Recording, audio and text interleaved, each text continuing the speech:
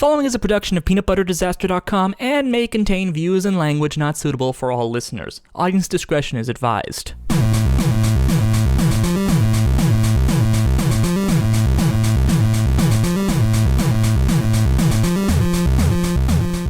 Hello, everybody, and welcome to Smark My Words, Peanut Butter Disaster's premier wrestling podcast. My name is KiraKennedy, alongside my broadcast colleagues, Mean, McElkeen, and Tex Rockwolf.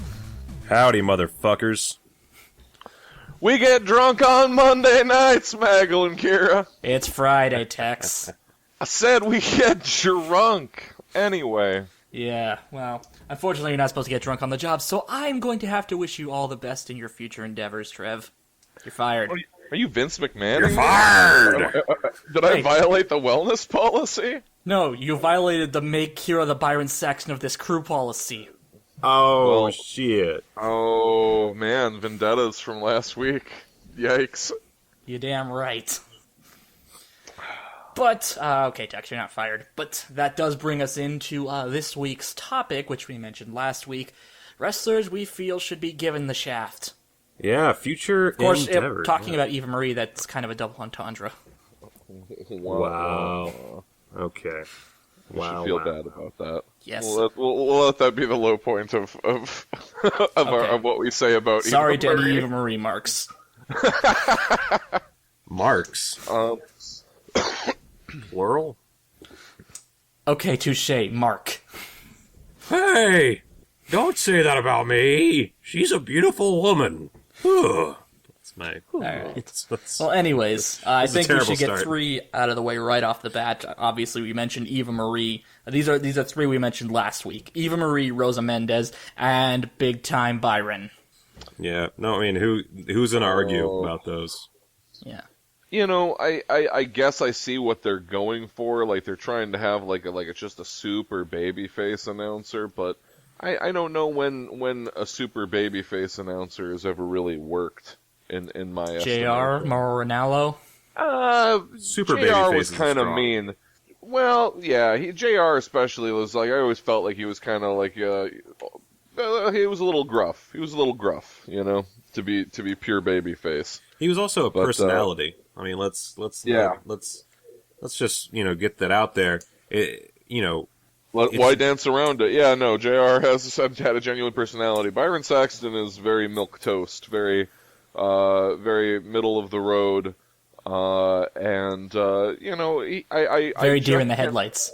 Well, and I just cannot understand why, like, they really, I guess, felt like they had to throw him into the deep end to try to get him to sink or swim, because for a little while there, he was the announcer on all 3 of their major brand, shows, and, they only just recently removed him from NXT, so, I mean, it's just, I don't know why Byron was getting this kind of exposure up front as the weakest link in the announcer chain. Yeah, on one hand, I have to imagine that someone in high command likes him.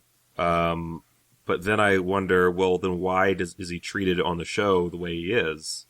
Some of that. If I had to guess, he's got magic fingers, let's say.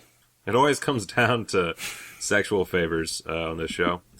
Yeah, I mean, he might be plugging Triple H's butthole in the side. I have no idea. But Except, that's I'd like how to point out, I wrestling think we've secretly only works. ever said this about the men on the announce team or in creative. I mean, yeah. I'm just saying I think he might be at the helm, so to speak. At the helm of the Helmsley. Oh, yikes.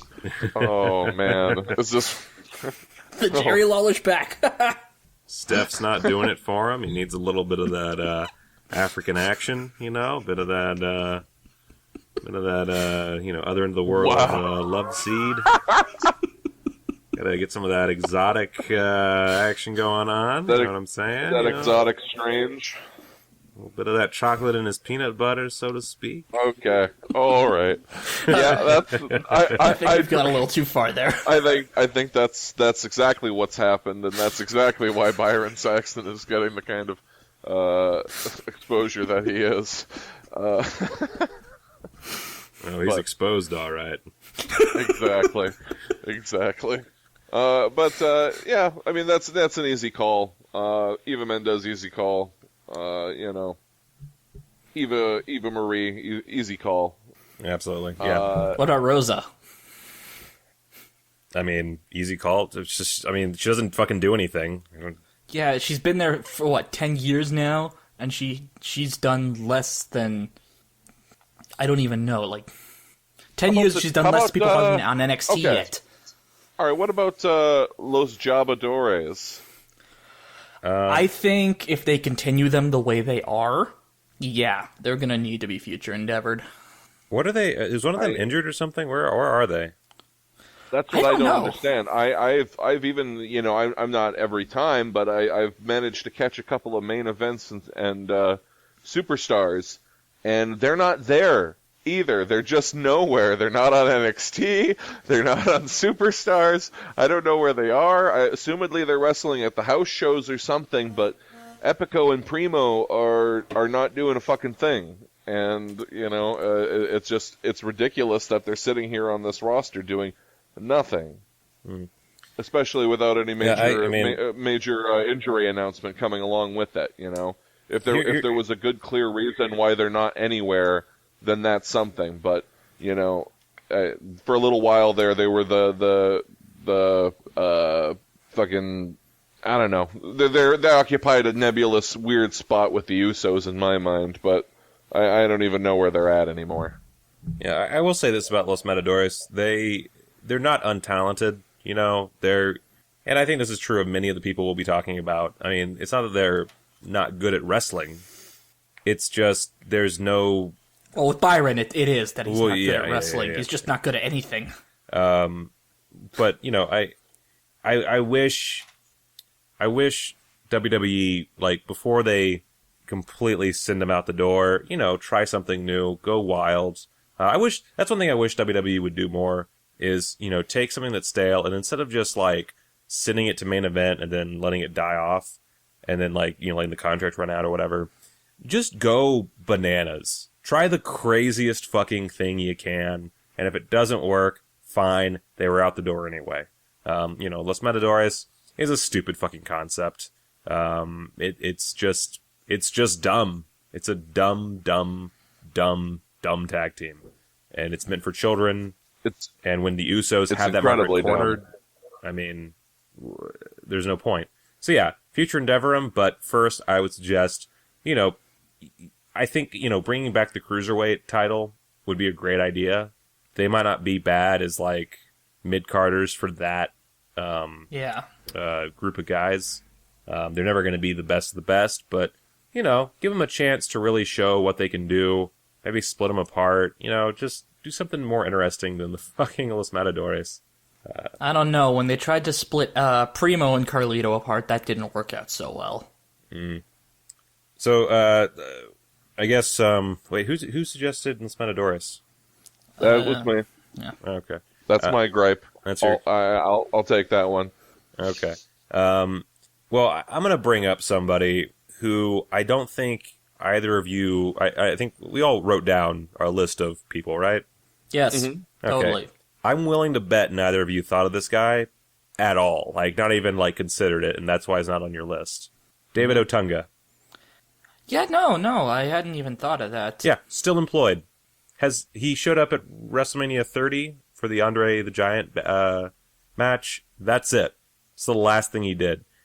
Since then, the only moment I can think of where he appeared on television, or not even on television, on a product, he does the Raw pre-show, doesn't he? Yeah, I was going to say, the Raw pre-show. He started doing, I guess, last year, I think, which I've never watched the Raw pre-show.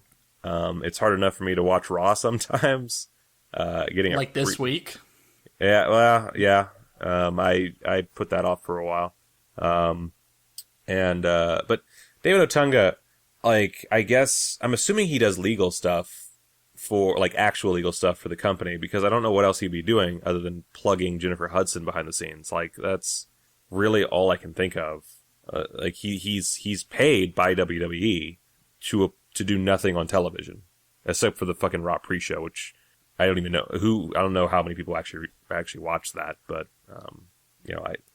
That's my pick. David Otunga, do something with him and send him out the door, because he's not even doing anything. He's a pointless person to even have on the roster when you could be bringing in and paying someone from either bring someone up from NXT or bring someone in from New Japan or stealing some of the TNA talent, whatever. Why have this guy on the payroll if he's not doing anything of note? That is a very good question. That's a very valid point. The Raw pre-show is garbage. It's not an event that needs to have any kind of host. Certainly not anyone of note. You know who can have the Raw pre-show if he absolutely has to stay because he's buffing the right knob? Byron Saxton. Byron Saxton could be the Raw pre-show guy. That can be his job. But someone like David Otunga, no, I'm with you. Yeah. I agree.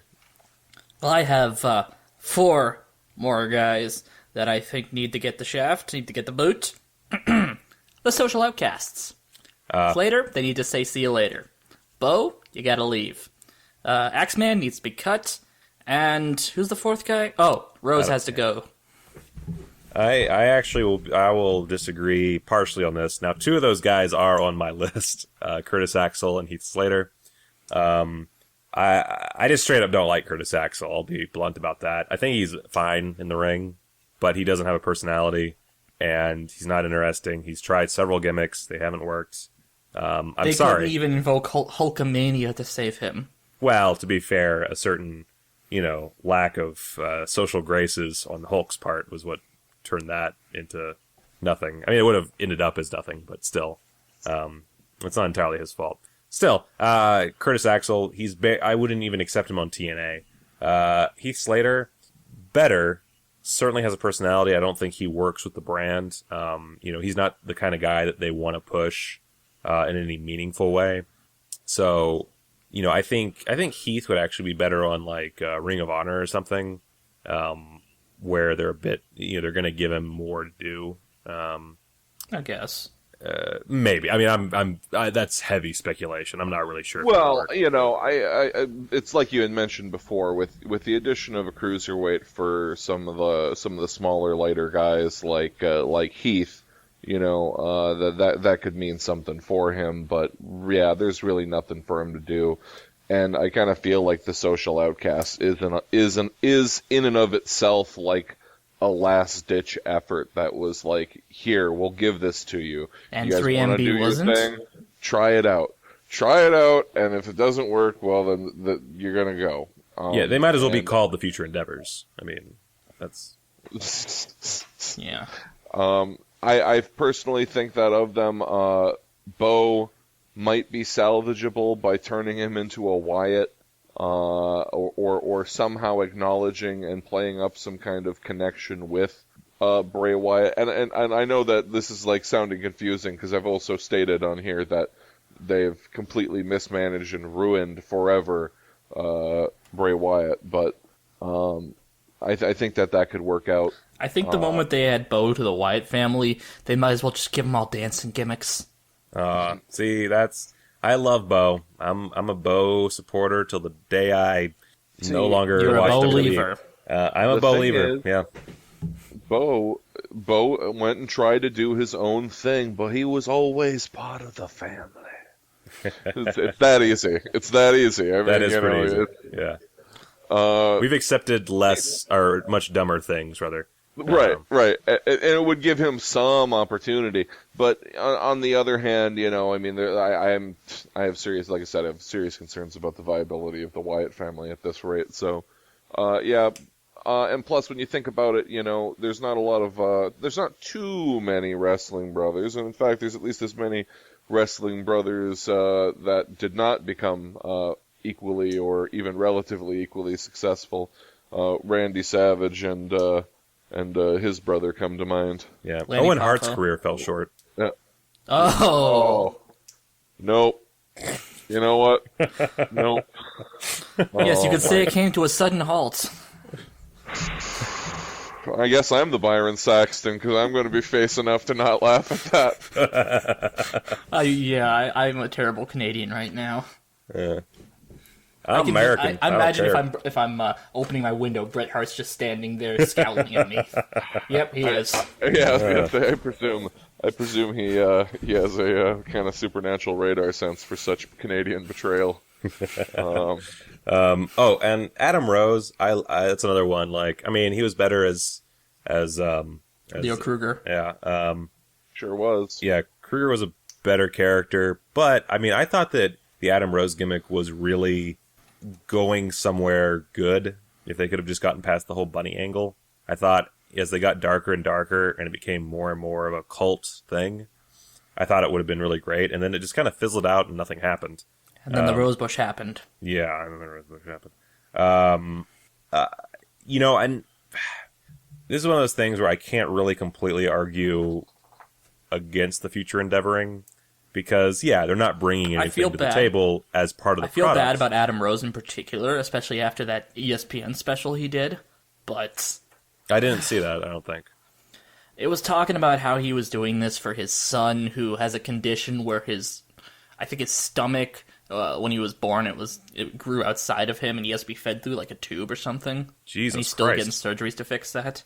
Oh. Yeah, dude. Adam Rose is such a sad story. That's why it's heartbreaking watching him not go anywhere and spin his wheels. The Social Outcast is like the biggest thing that's happened with him for a while. I'm personally entertained by his antics within the Social Outcasts. The Radical Mongoose. The Radical Mongoose. The Crimson Werewolf. I fucking love that shit, dude. Like, like, it's knowing that his actual story, I want him to succeed.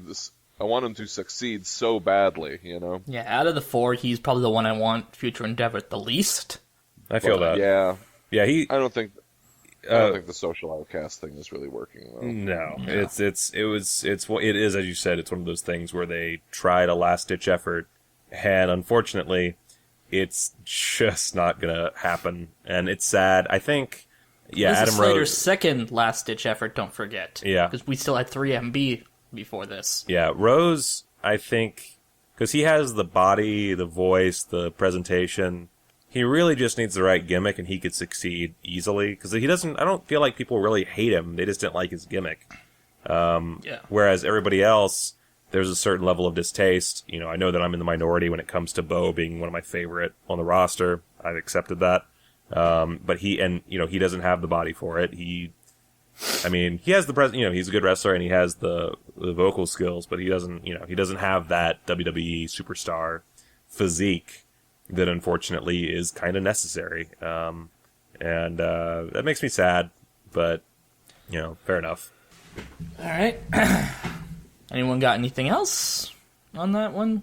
I have another pick. Sure, go ahead. And this is another one where it kind of makes me sad to say it, because I do like him a lot, and I respect him as an athlete. But Mark Henry is Mark Henry. He's kind of in that David Otunga category. I mean, not as extreme, but he doesn't really do a whole lot. He's still employed by the company. And as far as I can tell, he's not really drawing any more butts to the seats. Well, I think he is on the verge of retiring this year anyways. Fair enough. If he doesn't, I'm going to have a bit of a problem just because, he's still being paid by the company and he doesn't really do a whole lot. And when he does, no one really cares. He's sort of just that big guy who, is technically the world's strongest man. That's it. He, as far as like the powerlifting world, still a legend. He's still one of the greatest powerlifters of all time. As a wrestler, he's stale, he's uninteresting. He doesn't really do much anymore. I don't think he can do much. He, maybe not. He's a big guy. He's not weak. He can still squat with the best of them, but, there's just nothing there. And, mad props to him. He's a legend, and I love him, but he's essentially taking up space where there could be another fresh superstar. For sure, yeah. Yeah. Well, we might as well go to the other half of that Royal Rumble tag team as well. I think if Henry's got to go, I think Swagger's got to go too. Yeah, that's I'm gonna have to agree with you there. That's definitely he's on my list. It's the whole patriotism gimmick. It's not working out. They've kind of flip-flopped its intentions a few times, and it's just been so inconsistent that I don't know whether I should enjoy being a patriot with Jack's swagger or not, you know? Like, I'll admit, when he was the all-American, American, it intrigued me. As far as heel gimmicks go, it was intriguing, it was entertaining. Then they gave him the world title. And it was just like, I can't whistle, but it was like, like just crash and burn. I like Jack Swagger. I still do. But it's similar to like the Bo Dallas and Adam Rose and Heath Slater, all that stuff. He isn't doing anything of note. He doesn't really seem like there's still fans who do the We the People thing, but I'm firmly in the belief that that's just because it's kind of a fun thing to do. It's nothing to do with their fandom of him. You know, he comes in, we the people, does this bullshit, and then leaves, and everybody forgets. Yeah, no, I mean it's kind of fun, but he's not. Like his intro is more interesting than Jack Swagger, and that's a real shame. Yeah, because he's a good wrestler. It's just there's no pop working there. You know, you have to have a connection with the audience. You have to have a connection to the storylines. That just, you know, it's the thing about Swagger Dean Malenko comes to mind as someone who is, you know, technically skilled and, you know, able of body, but just couldn't deliver in a meaningful connection based way. Absolutely. Well, if we're going on Dean Malenko comparison, Swagger could probably do really well in TNA or Ring of Honor, maybe more Ring of Honor than TNA, but yeah. He's a capable performer. Give him a different gimmick, obviously, but that's again, like, all these guys for the most part are capable performers. It's just they don't work in this product. The product is not serving them. They are not serving the product, whatever it may be. It's not hatred for these guys that we say they should be future endeavored, except for Byron Saxton. It's really just that they don't belong, and it's unfortunate because I hate saying that about anyone. I hate being negative about anyone. I wish everyone succeed. If they were all great wrestlers, then it'd be more entertaining for me. Or great superstars, rather. Then it'd be more entertaining for me. But, it's just not the case sometimes. Any other suggestions from you guys on future endeavored folks? I've got a diva in mind. Ooh, let's bring on the diva hatred. Get on the diva hatred train. Choo choo. It is the heat killer herself, Summer Rae. She's got to go. Yeah, I'm not sure why Summer Rae is on the program at all. I'll be honest with you. She's not a great wrestler. She's not a great talker. She's not a great talker. She looks wasn't even a good dancer. Fine, I guess. Like, there's just nothing really to her. She's kind of a diva for the sake of divas. Is she? I don't watch Total Divas. I know, Kira, you watch it every time it comes on. You DVR it. You watch it some more. You put it on VHS because Canadians are stuck back in time, and you just keep on watching again and again. Because the 80s didn't come to us till the 90s. You jerk off to Total Divas. Anyway, so she has not been on the show since season 3. What season is it in? That doesn't tell me anything. 5. Oh, okay. Okay, then yeah, no reason. Future endeavor. Fuck that girl. She does nothing for me. Yeah, I think on her front, like, even the season she was featured, she just wasn't doing anything. She was just kind of there to be the bitch, but she wasn't really pulling it off. I thought they were all bitches. Isn't that the point? It's reality TV. Yeah, but...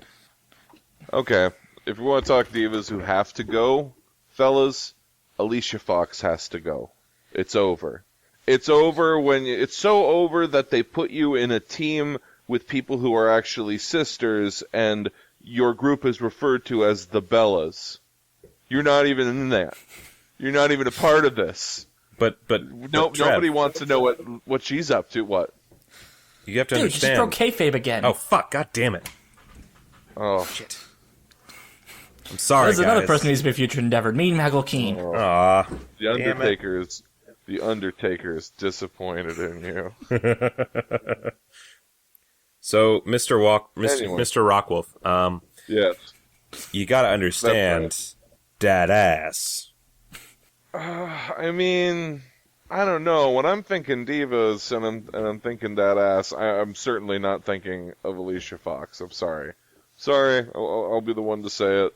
Obviously, Naomi is going to take that crown, and Alicia Fox has really just got nothing on the only that. reason So she can't even offer that for me, so she's I think out. the only reason you think of that when it comes to Naomi is that's her finisher. Her Dad finisher is ass? literally dad ass. Really? I didn't know that. I don't know how I missed it, but Yeah, and I'm sure you didn't know that Ric Flair was Charlotte's father. Wait a minute. wait, what? Bringing it Hold back. the phone. 1 damn minute. Shut your fucking cock mouth, you Canadian bitch. What did you just say? That Naomi's finisher is dad ass? Oh, okay. Fair enough. And Charlotte's Ric Flair's daughter. What? The fuck you say? You motherfucking maple leaf swiggin' motherfucker. Maple Leafs. You swing a maple leaf. They're jars, right? They're full of maple syrup. That's the only maple leaf I've ever seen is glass. Like, never mind. Well, there's also the shitty Toronto team. I don't know about football, but wait. I'm sorry. I was checking on something to back up another part of this discussion. I'm just gonna kind of wedge in this tangent. Did you see about Family Guy hosting a WrestleMania in-game event? What? Let's see. Family Guy: The Quest for Stuff hosts WrestleMania in Quahog with brand new in-game event. WWE superstars John Cena, Triple H, Undertaker, Roman Reigns, and WWE Hall of Famer Stone Cold Steve Austin will be featured in a mobile game. In the hit mobile game. So apparently Family Guy: The Quest for Stuff is a game, and for your phone, and apparently there is a WrestleMania in Quahog update to it. And I noticed the thing that made me really gravitate towards this is the Family Guy version of The Undertaker, which between that and the camp WWE thing on the network, he's really coming out of his shell, that Undertaker. Yeah, I remember a friend of mine did a review on the Flintstones special, and just hearing the Undertaker doing voice acting there, it's like even in the last 3 years, he's really kind of started dropping his kayfabe a lot. Yeah. Like, he did the Ice Bucket Challenge. There have been pictures of him out of character. More pictures of him out of character. I guess what I'm trying to say here is The Undertaker needs to be future endeavored. I mean, I think we're all thinking it, right, guys? Come on. We have to be man enough to put him out to pasture before it gets sad. Yeah. And I think that they really need to be moving in that direction, and I don't think they are, because there's no way that Shane McMahon is going to retire The Undertaker. No way. Yeah, and Absolutely they haven't even given us a good, valid reason as to why it's going to be Shane, even if it was. I mean, his promo last week, confronting The Undertaker. I'm gonna hit you, and I'm gonna miss. You're gonna hit me, and I'm gonna miss. Like, whatever. It's like, Right. you know, Yeah. I get he's been out of the game for I get Shane's been out of the game for a long time, but it's like, Yeah, it's a weird thing. As long as we're talking about the upcoming Undertaker versus Shane match, yeah, on Raw when first of all when Vince said Undertaker is my bitch. Yeah, what was that Wow. about? That I don't really. I mean, we'll talk about this more during a WrestleMania show, but yeah. My assumption would be that this is leading to Undertaker, like, laying down at the Hell in the Cell to screw over Vince. Yeah. But that doesn't seem very Undertaker-y either. Well, the only way I can see them getting around this is the loophole, the wording they've been saying. I mean, let's look at it this way. First of all, Vince said if The Undertaker loses, it's his last WrestleMania. Does that mean he's going to wrestle at other pay-per-views after this? Or, if Shane is controlling the entire WWE and not just Monday Night Raw, does he have the power to overturn Vince's decision to force The Undertaker to retire after he lost? In which case, there's no tension to this match. Yeah, I mean... They've literally killed all the heat to this feud. Well, they've really, actually, I mean, honestly, I think we could talk about this for a while, but yeah, they've really bungled up the whole Shane McMahon Undertaker feud at this point. They have features of the story that have been dead since being first mentioned and don't seem to have any bearing on things.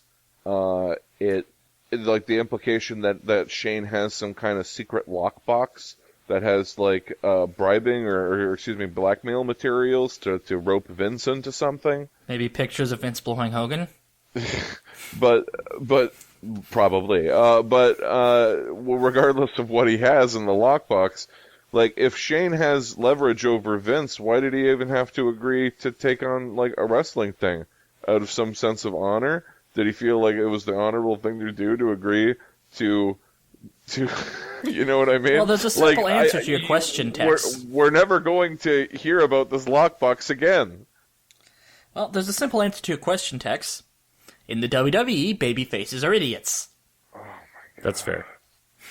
That's fair. Yeah. Big old dum-dums. I don't think they've completely bungled it. I'm still excited for it. I think that adding this stipulation does kind of decrease the stakes in a weird way, because it makes you know that, there's going to be some screwy finish. You can't really bet on a straight finish anymore, unless the Undertaker's favorite idea of going out is taking it from Shane McMahon, which, I mean, he's had some... He's wanted to end... I'm thinking of, like, when he wanted to end the streak, and there were all these guys that they mentioned of... I remember he wanted Kurt Angle to win it at one point. Yeah, and so I'm wondering if maybe, this is his weird, like, maybe he always just liked Shane McMahon, and he figures, this would be a good opportunity for young Shane O'Mac. I don't know. Yes, young Shane O'Mac, who's only a year younger than Jericho. Yeah, I don't know. It's weird. Back to future endeavoring. We'll talk more about this. I mean, we'll have a better idea. Next week's our WrestleMania preview show, so. Yeah. So I guess the last one on my list of future endeavors, and I guess I probably should have taken more time to think about this list, because I probably could have come up with more, but Fandango. Yeah, no. This guy has had nothing good going for him at all, even back when he was Johnny Curtis. It's such a shit gimmick, this Fandango dancing man business. I feel bad for him, honestly. It is, like, he has to sit there and do this, and he knows that it is never going to work. Ever. Oh, I feel so bad for him. Yeah, dancing gimmicks are 9 times out of 10. Dancing gimmicks are the kiss of death in WWE. Yeah, absolutely. And I mean, kudos to him. He's still doing it, I guess. That's something. But yeah, he's a capable performer. He has the body. Give him something else to do. No one's gonna notice if you change his gimmick. Zero people will care. Just as long as it's not the stupid pun gimmick he had before. Yeah. I mean, give him something straight, and I would like to see him, go Wait, for you mean straight as... define straight. Do you mean straight as in, like, straightforward, like... Straightforward, plain and simple? Okay. Like, playing it straight, yeah. All right. No, he can keep on being a queer, that's fine.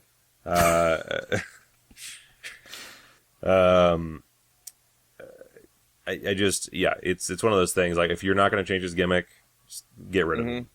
And that's my main thing. Again, it's not that I hate these guys, it's that they're not working, and there's better performers out there. Yeah, he could go somewhere else and, be more interesting than what he is now. And there's just no room for someone like him here. He should be a luchador. Oh my god. He's got that whole He's got that whole Latin thing going on. He should go to Chikara. Yeah, I can see Fandango and Chikara. Yeah. Have some fun with it. Be real silly. Yeah. Everything in Chikara. Well, Chikara is basically supposed to be comedy, like pure comedy the whole way through. Right. Oh, man. I mean, at one point, Bob Saget was the GM of Chikara. Chikara's awesome. I love Chikara. We should when we get to actually reviewing like older pay-per-views and other companies' pay-per-views, we should do some Chikara ones. Yeah, for sure. They're so fun. Yeah. But anyway, this one isn't more for his. Well, it's kind of for his body of work, but I just don't like this guy. This is gonna be my last one. Okay. The Ryback has to go. Oh. He just got those new trunks, Kira. What are you? You're a monster. If I wanted to watch Goldberg wrestle, I'd look it up on YouTube at the WWE Network. I don't need to see some. I don't need to see some Neanderthal from Vegas try to reenact that. Hey, I'm a Neanderthal who lives in Vegas. That's more savage than me. Yeah, guys, I hear you. It's he's not working either. It's another case where it's like I feel bad for Ryback because he seems like this is exactly what he always wanted to do, probably. And like on paper, he's got a lot of weird. That just gave it away. I said he's got a lot of good things, but he's just weird. He's got a weirdness to him. He's weird. He's kind of stupid. And he's kind of he hits his head a lot, you know. He's very confused. I think he comes off as an okay guy. I like Ryback a lot. I love the big guy. I disagree completely with the both of you. I mean, his gimmick, like his story right now is non-existent. Don't get me wrong. He's not being utilized properly. I think he's one good storyline away from like rising up a rank in the company. It's just a matter. Paul Heyman couldn't even help him. I think he gets better all the time. He's like and then he talks. What's wrong with his talking? He sounds great. I'm sorry, I do not like Ryback's mic skills. He sounds like he's forcing everything, like when he was doing his feud with Kevin Owens. The master of Fight Owens Fight versus the master of Feed Me More. The fuck does that even mean? Is Feed Me More suddenly a martial art? It could be. Feed me more. It sounds Asian. Sure. Fuck you. I'll say this. There's one thing Ryback does well. I saw the clips of him from Tough Enough, and everyone talking about how he eats. That's something he does well. Man, well, shit. he wants to be fed more, obviously. So I like him. Every time I see him, I like him. He doesn't always have the best matches, but he's good at it. And he has a very, let's say, unique look. Obviously, he does. Unique. He looks exactly like Goldberg. He does not look exactly like Goldberg. He's more squat. Give him a goatee. He looks exactly like Goldberg. I say. Sorry, a goatee and a nose job. Man, we still have time. I want to bring up one more, and I want you to know this one breaks my heart because I want this to work out so well for him. It should have worked out. He got popular on his own. He got over on his own. Zack Ryder? Zack Ryder. Zack Ryder could do so much better for himself somewhere else. I used to be part of the Ryder Revolution. But he's finally getting another push, kind of, in a way. The only reason he's getting that push is because Neville broke his leg. You know it. I mean, like, this guy, he's got it all. He's got a fucking good look. He's got a totally fun personality. He's always hyped. Now, because he's been a hype bro, he's going to stay hyped for forever. And, I mean, so that means he's primed.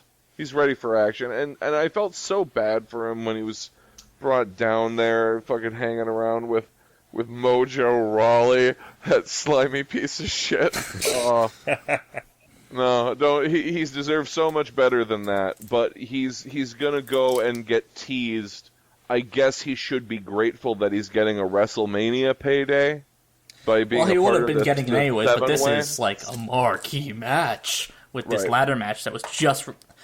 By the way, I'm sorry we're going off topic on this again. Why the fuck are we doing a ladder match when we all know the money match is Owens versus Zayn? They wanna make us wait on that one. They want to give us the slow jerk to try to milk the most out of the Zayn. Do not Owens jerk with rivalry. me when it comes to Owens versus Zayn. No, they're gonna build it up for you for a while, Kira. I want my battle of Montreal, goddammit! No, I'm so excited for that, dude. Like I know I'm right where with you, but no, this seems like kind of a confusing decision to have a 7-way match. Like, really? It comes off almost like just a joke that it's getting out of hand. Did you just not know what to do here?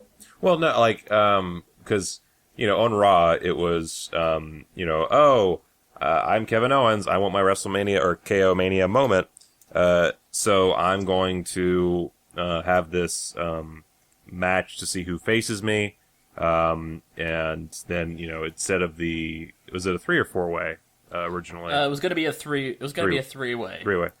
So he brings in these other guys who will be easier for him to handle. He brings in the geeks. Yeah, brings in the geeks.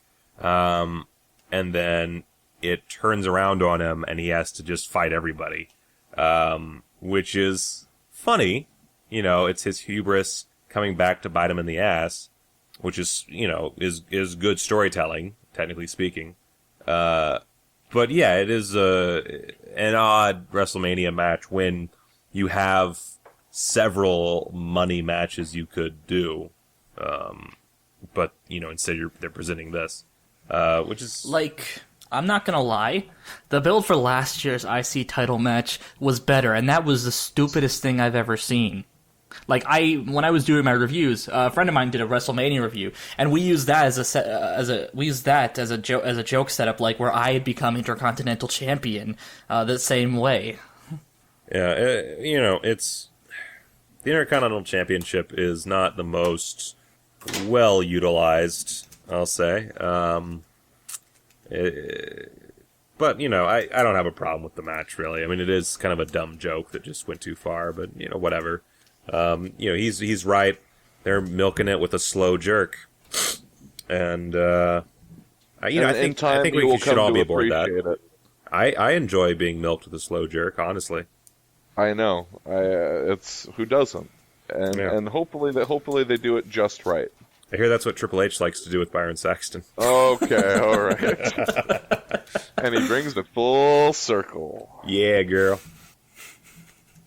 All right. So I guess now is the point in the show where we start plugging our social medias. If you guys would like to follow me, I am on Twitter at KiraKennedyHNR, Tumblr at KiraKennedyHNR.tumblr.com, and of course you can always check out my Facebook page, Facebook.com/KiraKennedyReviews, because KiraKennedyHNR was already taken, the bastards.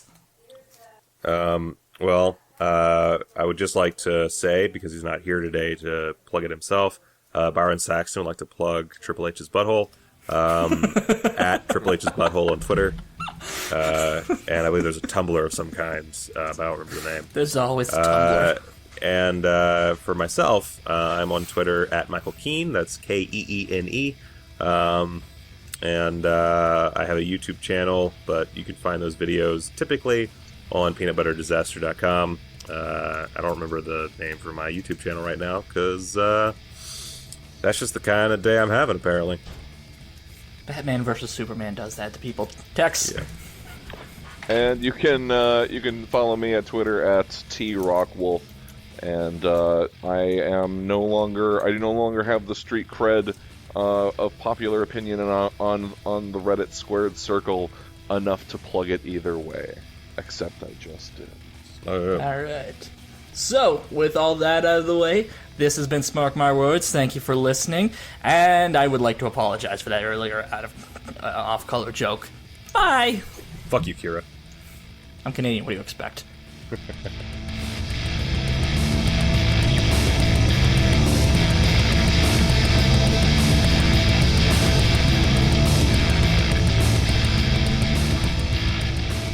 Smark My Words is hosted by Kira Kennedy, Tex Rockwolf, and Michael Keene.